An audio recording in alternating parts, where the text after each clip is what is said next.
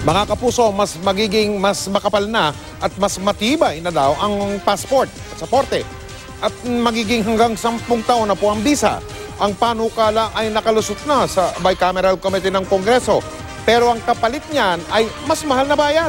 Nakatutok si Maki Pulido.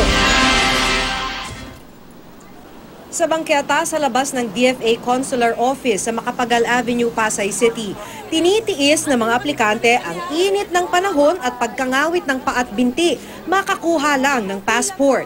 Si Mary Rose madaling araw lumuwas mula Batangas para sa appointment niya.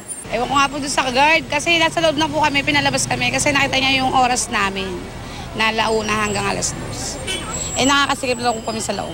Dahil parusa raw ang proseso ng pag-apply, natuwang ilan sa mga aplikante na sa halip na 5 taon, magiging 10 taon na ang itatagal ng Philippine passport.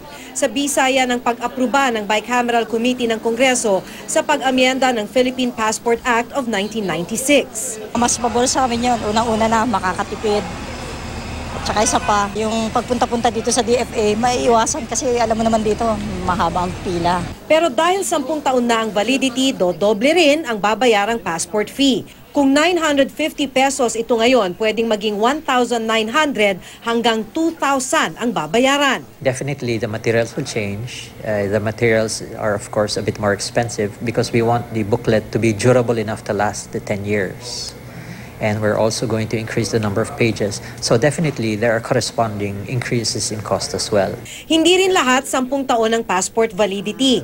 Para sa mga aplikanteng 3 years old pababa, posibleng hanggang 3 taon lang ang validity ng passport. 5 taon naman ang para sa mga 4 to 18 years old na aplikante. Nagbabago raw kasi ang mukha ng mga bata habang tumatanda. We will try to simplify requirements as much as possible.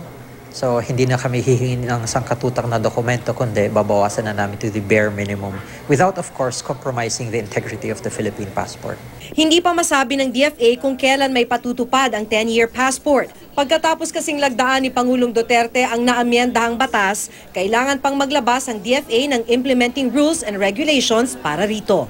Maki Pulido, nakatutok, 24 oras.